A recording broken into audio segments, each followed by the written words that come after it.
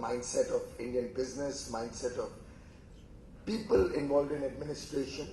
And when this, I would say, historic step took place on 8th of November, we had very clearly and loudly articulated that this is something which will have a short-term pain for about 50 odd days.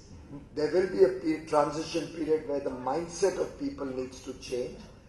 And to my mind, the people of India have given a tremendous support and tremendous, I would call it even blessings in a way, because they do feel that for the first time we have a decisive leader who could take decisions which would have a lasting impact on the economy.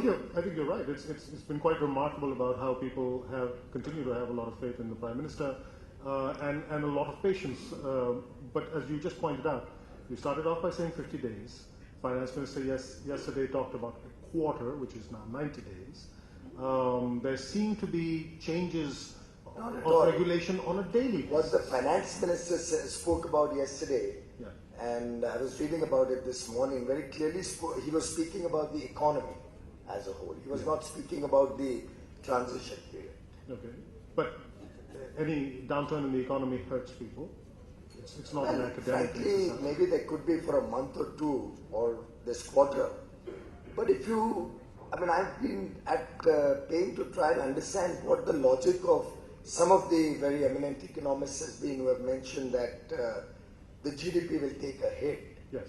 Because if you're moving the informal economy into the formal economy, if transactions which were never reported as a part of GDP numbers for years and years now get transacted through the bank, to my mind and very logically, it will only add to the GDP, it will not reduce the GDP. And if at all some people have postponed some of their spending, well, that will probably have an impact in a quarter, but maybe make up in the next 2 or 3 quarters. But if you see numbers which are now coming out, let's say the Rabi sowing numbers, the agricultural sowing, it seems to suggest that there's a growth of almost 8.5–9% this year, much against what many eminent people had predicted. And in almost every sector, I've been tracking different sectors. Cement saw 7 or 8% downturn in the first 2 weeks, but I'm told it's back to normal, near normal already. The auto sector is a little bit of a surprise. I personally am the last person who ever imagined that people bought vehicles, whether 2-wheelers, and now some people suggest even 4-wheelers, by cash. And that is truly a surprise, and if at all we are able to stop that, I think it's great for India, because we should be able to track every vehicle that is sold, and we should have an identity that that transaction takes place through a bank. Otherwise, terrorist activities, for example, petty theft, for example, and even serious crimes will never get traced if even vehicles are going to be bought in cash. So there are a lot of good things and the collateral benefits that the economy, that the people of India can visibly see. And the collateral damage? Well, except for some people on your program, I have not found any collateral damage anywhere else. Your party infrastructure is not reporting back from the countryside saying people are... And in fact, my party infrastructure is reporting back that the people are taking this pain point for the short period on the chin. They are, even when they are standing in the line, and I hope the media reporters or the channels who are covering this event also please show the entire conversation rather than shoving a mic into somebody's mouth and trying to create a discord. Why don't they report the whole conversation? Because everybody privately tells us, even the media persons, that the fact is that while we ask them how much of a pain, they say yes, we have pain. Cameras off, but the second sentence doesn't come in, but we are delighted with this move. I wish they would show the whole conversation.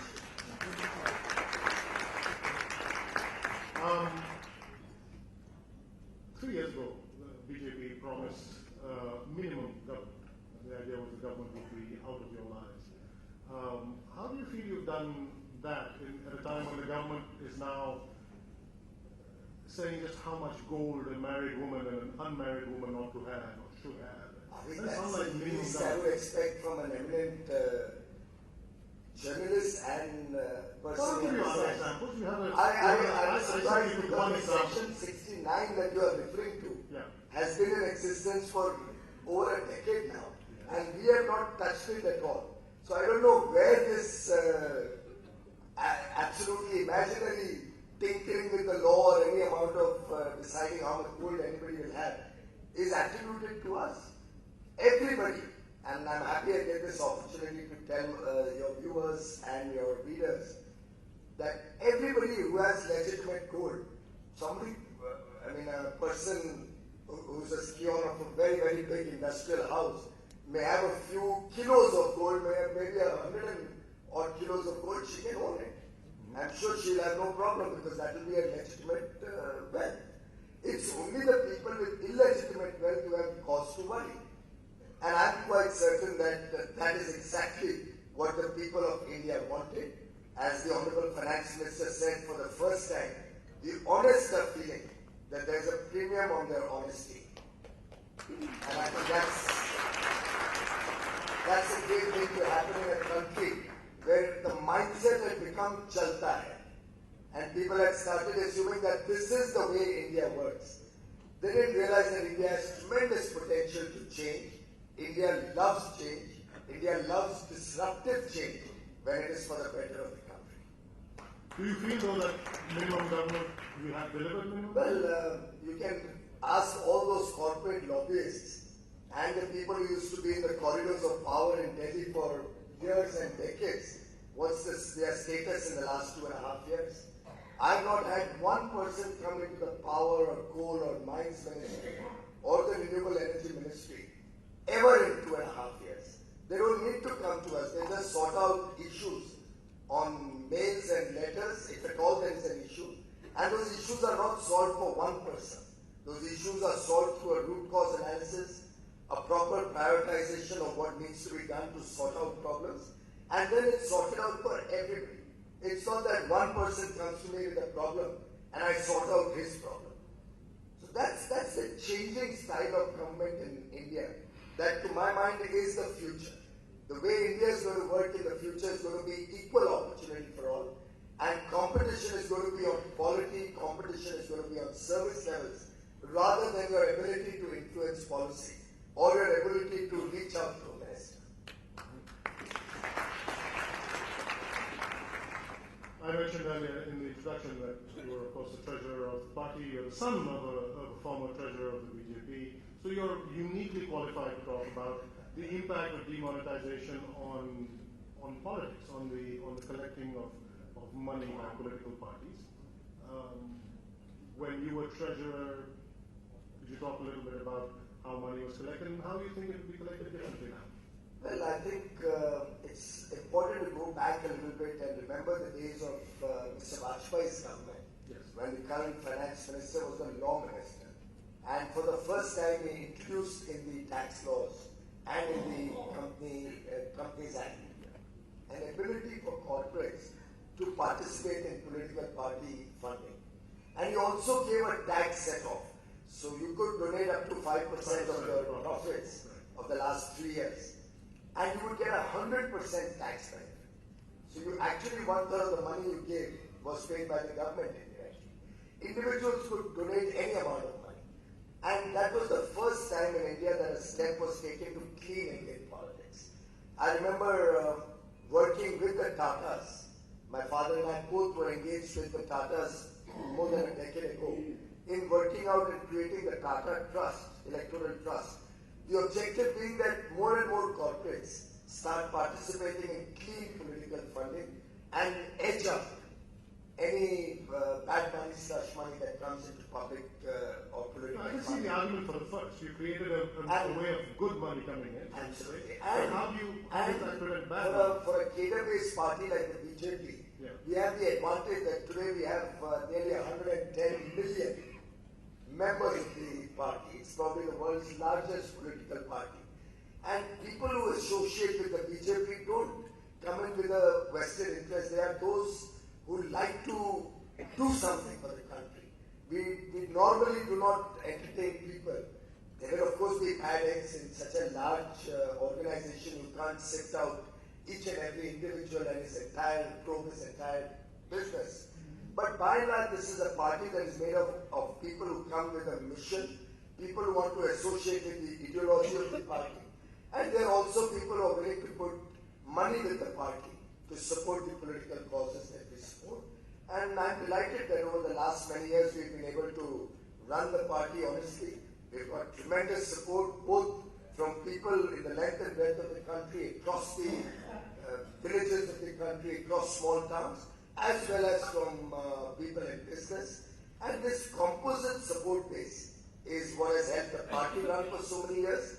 But clearly, taking this opportunity, I would like to appeal to all the people of India that it is time that we looked at funding political parties liberally. And I'm saying all parties, I'm not talking only about my party. Because end of the day, a good, honest political environment, governance, good governance in political parties is good for India. And if we can replace any element of bad money with good money, I think that's the best future that we can offer to the people of India. So you're a chartered accountant by training. What would you say to allowing Pricewaterhouse to look at BJP's books? I have no problem. We already have our accounts audited at every point of time. Audited accounts are given to the Election Commission, the income tax, and are available on the website. Audited by? We have had an auditor for the last 20 years. In-house auditor? Not an in-house auditor. It's a professional firm subject to all the rules of the Chartered Accountancy Association, Institute of Chartered Accountants, and has no relation with the BJP. He's not even a member of the BJP or any relation. Sometime 20, 25 years ago, they had been selected when my late father was the treasurer, and we have had no cause to change them. But if you want to suggest an auditor, I'm happy to have him come and handle it. There might be some in the audience who might want that business. Well, why not make that law? Why not make that the rule? Why not make that default for all? It is a law. Every political party has to have their accounts audited and submitted. It's a part of the law. No, but do it the same way that it's done in corporations, where insist on sort of in big form. Just for kind of information, since you're not a chartered accountant, it's never that some third party comes in and appoints the auditor of any corporation or company. So you need to get more that. important than that. Pardon me? Politics is more important than companies, or maybe it requires a higher setting for transparency. Well, we have complete transparency. All accounts are on the website. So I don't understand what is the next level of transparency that we'll be looking for. But we are open to any dialogue, any discussion on this subject with anybody, unless it comes with a political motive. Are all donations required to be by check? Not at all. How can we expect that all across the country we will keep collecting checks? The Election Commission has formed rules in that matter, and all donations which are less than 20,000 rupees need not be by check. They may be by check, they may be by other forms of bank transfer, cash, all of that. Let's all be clear. Money is not necessarily cash. Money is a means of exchange. And in that sense, we welcome any means of exchange to support the political objectives of the party. Yeah, e-wallet should be welcome. So that's a great idea I take back from here. I'm going to open a BJP e-wallet account and start publicizing that so that I hope more people come in and start relating on that. Yeah, ATMs at every BJP office. Maybe SBI money.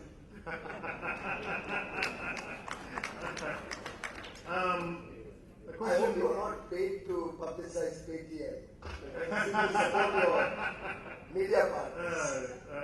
They are advertising. So Amit Goyal has a question for you. He says, I think this is in the context of what you were saying earlier about reducing corruption at the central government level. This is a question that does now cause a lot of anxiety to people because the income tax department is much more active now and more raids are being mounted. We hear of them more often. What has been done to reduce corruption at that level, the level of the income tax department, the level of police? I'm extremely delighted Amit asked that question because that's something I've been repeating on several occasions. Ultimately, we must bear in mind that the corruption at the official level or at the bureaucratic level needs somebody to pay, and that's when somebody can receive it. I wish everybody in this audience is going to stand up and say and make a pledge today that they will not indulge in political corruption, bureaucratic corruption, officials being corrupted, whether income tax or any department. Why don't we all take a pledge? I've been appealing to the chartered accountants of this country that why don't all chartered accountants decide and make a commitment that they will never pay a bribe. I did my articles in a small company in Mumbai, and I still remember my senior, whom I did my studies, was a very, very upright chartered accountant who never in his entire practice paid a single rupee as a bribe. And I remember as a young boy when I used to sit outside the income tax office from 9 or 10 in the morning till the evening and not even be called in for a hearing. It used to pain, and at the end of the day you would tell Mr. Rege that why don't we just settle the matter, he must be asking for a small amount. But he stood his ground, he said, you go as many times as it is required, but we will not pay a single rupee. End of the day, So when we got sorted out, the tax department officials stopped harassing us. Problem is you want to do an illegal thing, and then you don't want the income tax to rate you. And if they do rate you, you want to settle with them, then that's something for all of the people to decide how they would like to do business. So when you make this appeal to chartered accountants, for instance, what is the response you get? What Well, is the on the face explanation? of it, they do all promise me, but from what I'm hearing about their role in the last 22 days, we are quite disappointed. Elaborate on that. Well, you're seeing that happening in the last few days on the newspapers and television. Yeah. We are finding that there are nexus of certain professionals, certain bankers, possibly even certain officials in parts of the country where misuse of the ability of honest people to transact is being carried out, and the government is going to come down with a heavy hand on misuse of these concessions. I think that honest people have nothing to fear. So if a person, let's say Mr. Kamal is sitting here, he may be probably drawing 2 crore, 3 crore in a year, I don't know, big rich man, can afford to draw large amounts of money for his expenditure. Now if his wife has a streetdom or her savings, which translate into very large amounts, there'll be a logical trade that he draws so much, maybe some savings were kept. But if a person who doesn't even pay income tax and has probably got a BPL card, and you expect us to believe that he would have 10 lakh rupees or 5 lakh rupees, then that's going to be absurd. So I think the message is loud and clear, and that is what the people of India are liking. That the honest people have nothing to fear. It's the dishonest who should be wondering what they will do after they're caught with their hand in the till. I feel we should give you a chance to answer some questions about your various official government responsibilities. First of all, it's made a lot of news this past week, the opening of the single largest solar installation in the world in Tamil Nadu. Solar has been a very big part of your personal crusade as minister. How does a country like India balance the demands and the stresses between thermal power, coal power, and the need for solar?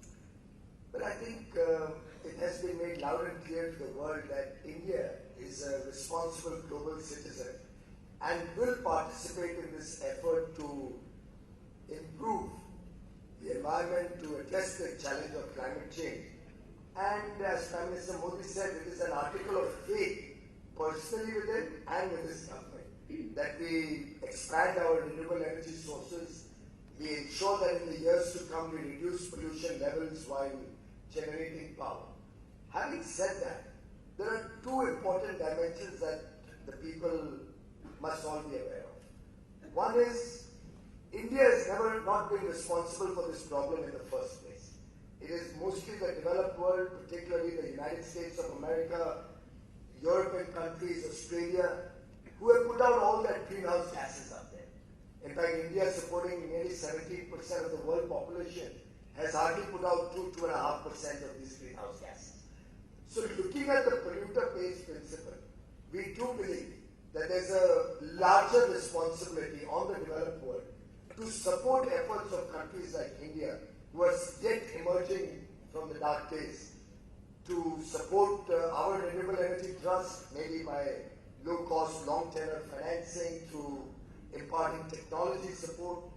And that is something which, even when we accepted the Paris Agreement, we have clearly articulated in our acceptance memorandum that we do hope and believe the West will come up to their promises. I don't know now how the West and their philosophy pans out. We still have to wait and watch. So far, their performance has been terrible. Yes. On the other hand, India has certain development imperatives. And this government, and I'm sure any government in India, will never let the people of India down, will never let the aspirational goals of India down. And India aspires to be a developed country, aspires to be a modern country, aspires to have a better quality of life for its billion plus people. And for that, we will need to have more and more energy. We will need to expand our per capita consumption from 1,100 units to possibly 4,000 or 5,000 units. And in that sense, India today is the world's largest business opportunity, investment opportunity in the energy sector. I personally visualize in the next 14, 15 years about $1 trillion opportunity in India to expand in the energy sector. It would mean generation of different forms, thermal, hydro, solar, wind, other forms of energy that may emerge, and we are continuously looking at newer forms of energy. It will mean large amount of transmission infrastructure, last mile distribution, modernization of the distribution companies so that the infrastructure is not only robust but gives you 24/7 uninterrupted power. And towards that end, this government stands committed to balance our development imperative and our imperative to address the problems of climate change. Solar is a major thrust area. It was about 2,500 megawatt when I came into government. It's already crossed 8,500 megawatt. Growth of more than 3 times in 2.5 years. But by 2022, we stand committed to making it 100,000 megawatts. Is there a contradiction in your multiple ministerial positions? On the one hand, you are promoting solar. On the other hand, there are all these thermal power stations for whom you're also responsible that are very stressed. How do you balance out the need to bring down the cost of solar with keeping coal-fired stations economically viable? There's absolutely no contradiction in both these areas. I actually cannot implement solar unless I have sufficient base load. Any technical person in the room will appreciate that I need a base load to run my power system 24/7. And solar, wind, hydro, biomass, all of these forms of energy can only be injected while maintaining the frequency and the quality of power if I have a substantial base load. Now, India does not have gas. India does not have nuclear as domestic fuel. Coal is our domestic fuel, and I'm sure everybody in this room would like India to be an energy secure country. You wouldn't like us to be dependent on other countries for our base load. And therefore, coal will continue to be a major thrust area in our growing energy needs. I was one of those who was very, very agnostic to who wins the US elections. If one wins, one sector gets a leg up, another wins, the other sector gets a leg up. So I think in the world, I was one of those who was really looking at the result with no kind of repetition of my work. But irrespective of that, the fact remains that clean energy also has huge energy security dimensions. So nobody can take away the wind or sun from India. And because of transparent bidding that the Modi government has introduced, you'll be happy to know that solar prices have already come down by about 45%. And in the days to come, I'm quite confident we'll be at par with thermal generation. Even despite that, we will need the thermal generation for the base load. So we'll continue to balance both. So this $1 trillion of investment you're talking about, why, if solar is the future, solar is where you're putting your bets on renewables, why should anybody invest in coal-fired stations? I just explained that. Without a base load, I can't inject solar into a grid. Yeah, but if I'm a private investor, I'm thinking about the future. I'm not immediately concerned about your base load. That's your problem. That's not my problem. The solar power will have no market unless there's a base load. It's a technical issue. I think anybody who's a technical person here will appreciate that. That unless there is, after all, I'm sure you're not winding up your Hindustan Times Leadership Summit at 5 o'clock in the evening. You wanted that dinner yesterday to be run with electricity on, right? Yes. So clearly you needed power beyond 5 o'clock. Yes. And that comes only with the base. I'm surprised you didn't ask me about all those contentious issues that were raised yesterday. We're not done. I was very much eager to respond to some of the eminent panelists of yesterday. We're not done yet. Most of the questions, interestingly, are about the environment and your responsibility as coal minister. But okay, let's bring up some of the things that came up yesterday. You've been quite a lot harsher than, so you say, the finance minister has been on the opposition's opposition to demonetization. Why do you feel that you need to take such a harsh position? It's not a harsh position. It's just that by coincidence, having made the coal minister of India, and having been made the coal minister of India, one of my first challenges was to grapple with the orders of the Supreme Court cancelling 204 coal mines. Yes. And once that order came in, I had to open the files and have a look at it. And then I was able to see what happened during the period 2006 to 2009. A large part of which the most esteemed economist in the country was the coal minister of India. And then when he used the terminology organized loot, I was wondering in my mind, and here we are trying to sort out the legacy of organized loot that we inherited. I don't know whether 186,000 crores lost in the coal scam was probably disorganized loot. I don't know.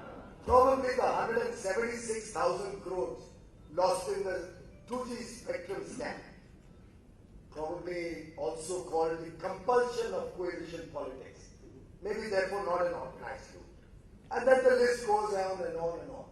Now, I would have thought an illustrious economist would have also recognized that when an informal economy goes forward, when transactions which for years were never reported, now have to move through the banking channels, because we're going to come down strongly on that.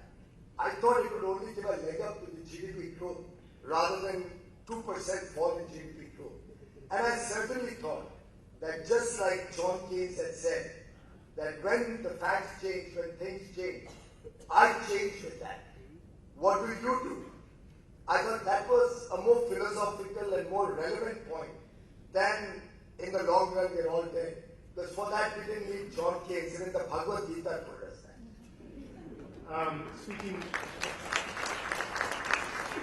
Speaking of eminent economists, you heard Paul Krugman speak yesterday. Over dinner, you felt like he missed the point.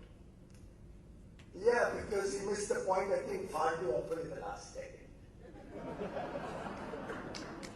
He always thought the Obama bailout in 2008 was inadequate.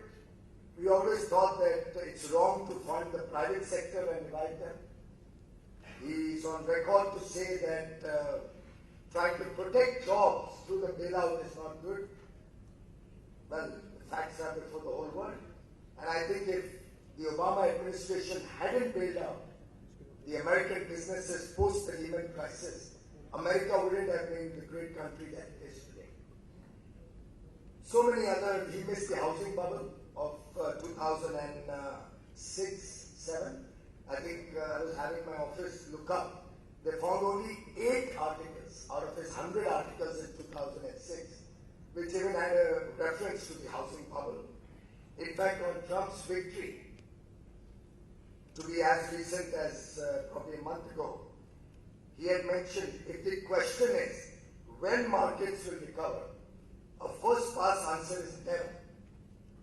And we know how the Dow Jones Industrial Average hit an all-time high the very next day. So I don't think the Nobel institution gives you a certificate also that everything you say and do is right.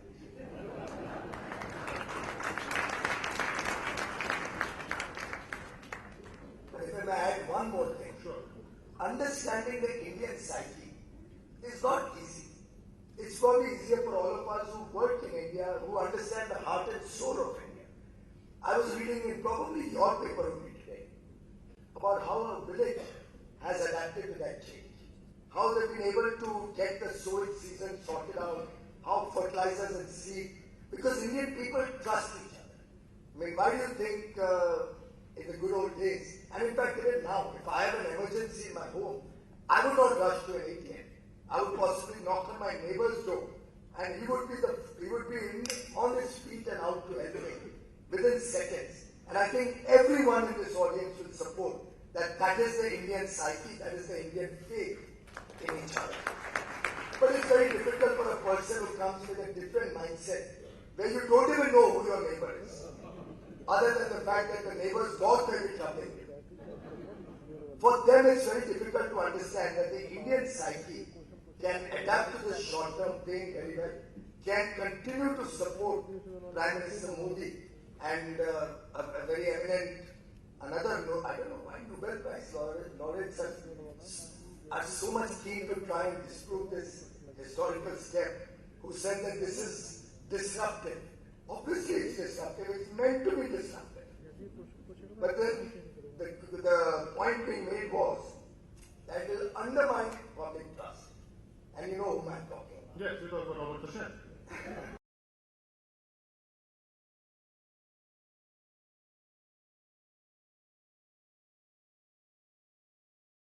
Until recently to 65% as an Edelman public trust survey of government revealed just a few days back. So I think very difficult for some people either to come out of their Modi phobia or for others to understand the Indian psyche, the Indian way of life, the Indian people's thinking on these subjects. Public trust is clearly at the moment quite high with the government, the polls all show it. But the impact of these daily changes in rules about how much money you can have, how much money the banks can give you, you don't think that will have an impact on public trust? First of all, why the daily changes? It's so logical. I mean, we never imagined that people would start putting their officers or their employees to stand in a queue and why didn't you imagine that? That is quite, I mean, you say you know the Indian culture. We trust the people of India, and by and large the people of India have stood up to that trust. Yeah. It's those few bag eggs. But then why make everybody suffer for the few bag eggs? We didn't make everybody suffer. Despite that, we opened up the exchange window for a short run, then even expanded, increased that to enable people to ensure that they don't have a day-to-day problem, and then gradually reduced and eliminated it. We are a responsive government. We are not ostrich in our thinking. We don't claim that everything we do has to be right first time. And if we have to need to change, if we adapt to the circumstances, we are not apologetic about it. We are upfront about it. We talk to the people, we announce it, and we take steps to mitigate that. So would it be okay to say that, would you be able to say that logistically you hadn't anticipated the kinds of pressures this would create? Well, I think we didn't have enough time to prepare for some of the logistic issues, and therefore on the first day, to keep secrecy. Such a massive step. Imagine keeping it secret from all of us, I can understand. But imagine keeping it secret from the press. So very clearly, the objective was that it doesn't leak out, and just like the cabinet formation, despite all the best efforts of all journalists and all the commentators to try and figure out who's going to be what, could never be leaked out accurately. Because in this government, we have a leader who knows how to keep a secret. Unlike earlier governments, where even your colleagues used to decide who will be made a minister, who will not be made a minister, what department one person will get, what another will get, and could also negotiate terms of engagement. Clearly I got this job at the wrong time. But you said keep it a secret from us all. Are you including yourself? Absolutely. You In fact, to share a secret with you, when we were sitting in the cabinet meeting and all of us were assembled, the Honorable Prime Minister had not yet come into the meeting, and Mr. Jetli looked at me and he made a face, wink kind of made a face. I was wondering why is he looking at me and making such a smirky face. He was kind of taunting me. bombshell came, there were two things being discussed. One, obviously, everybody wanted to know how Mr. Jaitley could keep this secret so well. And a lot of people here are his friends. They will appreciate that this is the kind of commitment and grit that a tall leader has. That despite being somebody who's so friendly and so open and so open to dialogue and discussion, when the time comes, he's able to take very, very strong, decisive steps, keep a secret from everybody, and irrespective of the pain it will cause anybody whatsoever, they are able to stand up to their conviction and deliver good results for the country. So you didn't know, but Mr. Jaitley did. You obviously had to, as the finance minister. Well, we asked him yesterday, and he said he'd like to keep us guessing on that. Okay. But you're letting the cat out of the bag. Nothing to let out of the bag. Obviously, the decisions, once they were taken by the Reserve Bank of India, would have to be conveyed to the Government of India, and the authority they would convey would be the Honorable Finance Minister. We've got a few minutes left. Let's, if we can talk just politics for a while, as if we haven't already been. What do you think the impact of demonetization is going to be on the elections to come? Well, I would not hazard a guess. I've let the opposition do that, and they've actually let the cat out of the bag on that one. An illustrious and very esteemed senior leader in Parliament alleged that this decision was taken keeping the UP elections in mind.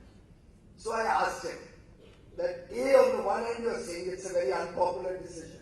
You claim to represent the people's views when you attack this decision and you criticize it. You should be happy then with this decision. It should give you very good electoral dividends in your state. But you're saying that this has been taken keeping UP elections in mind and then criticizing it suggests that you seem to be unnerved and you seem to have probably thrown the towel in even before the election. But what is your party infrastructure? We're going to sweep the elections even before the demonetization or cancellation decision, and probably now sweep it even better. You want to guess the number of seats? We'll be in excess of 2/3 of the number of seats in UP. The kind of popular support we are finding across the length and breadth of the state, the kind of enthusiasm in the people that here is a leader that Uttar Pradesh elected. Here is a prime minister. They've elected many prime ministers.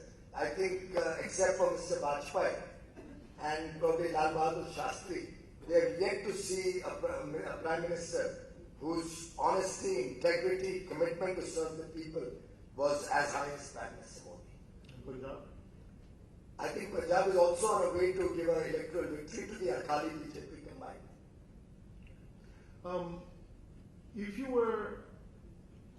If we could roll back the clock to the 7th of November, what would you have done differently if you were in a position to do differently on demonetization?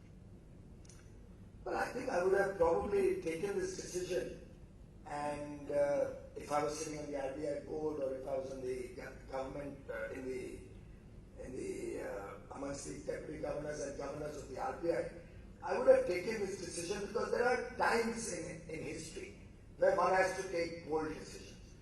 And it's not many times that one gets an opportunity to really take a decision which will have long-lasting impact on the economy, long-lasting impact on the way people transact, people do business. And to my mind, the people of India realized that this was the time where the nation was ready to even do a short-term sacrifice for the long-term gain, long-term benefits to the people of India. I do believe this is one decision which will change the way people think, the way people work. It will help people get an equal opportunity in their day-to-day life, in their work. It makes the honest feel that for the first time we have been respected. Dishonest have been punished. And I believe that this is one decision which will change the course of the Indian economy in the years to come for the better. It will make more and more people get an opportunity to work honestly and get equal opportunity and succeed on the basis of technology, on the basis of service standards, on the basis of quality of products, rather than on the basis of ability to game the system. One final question, and I'll allow Push Ketarpal ask this question. I don't know if any mischief was intended, but he says you have done wonderful work in power, coal, and renewables. What ministry would you like to have next to do the same work? Well, I don't know whether I am me. Oh, okay. It would give me a chance to interact with all of you and make understand your viewpoint a little better more. But that's on a lighter note. Really, it doesn't matter. I'm a chartered accountant. So when I was first told to look at power, it did come as a little bit of a surprise. I didn't know the P of power. It was something that was totally alien to me, except for the first 14 or 15 years of my life. I had run an industry, and I knew the power sector only to that extent. But I think that is probably Prime Minister Modi's wisdom, that he believes that an out-of-the-box thinking, fresh ideas, new way of looking at things helps a sector rather than a mind which is already conditioned in the subject. And if I may take a minute aside, I remember when I was running my industry, one day my father asked me to call my brother's son, who was barely 18 at that time, for 2 days to the factory and just let him roam around. And at the end of 2 days, asked him to write out a report of what he saw. And believe me, he came up with such observations, which in our 10 years before that we had never realized was happening. I think a fresh mind, uncluttered with the routine, often is able to think differently. And I think I got an opportunity to use every bit of training I had in my industrial years, in my years as an investment banker, my knowledge as a lawyer, after having studied law and chartered accountancy. I think I was able to put all the work of 30 years in business, all the principles of running a business in my work in government. And I'm grateful to the Prime Minister for reposing trust in me, and I hope I live up to his expectations in the years to come. Ladies and gentlemen, Piyush Goyal. Thank you very much. Mr. Goyal, coming on stage. If I could request the Executive Director of Operations and HR, HB Media Limited, Mr. Sharad Saxena, to please present mementos to Mr. Goyal, which includes a caricature by Liza Donnelly.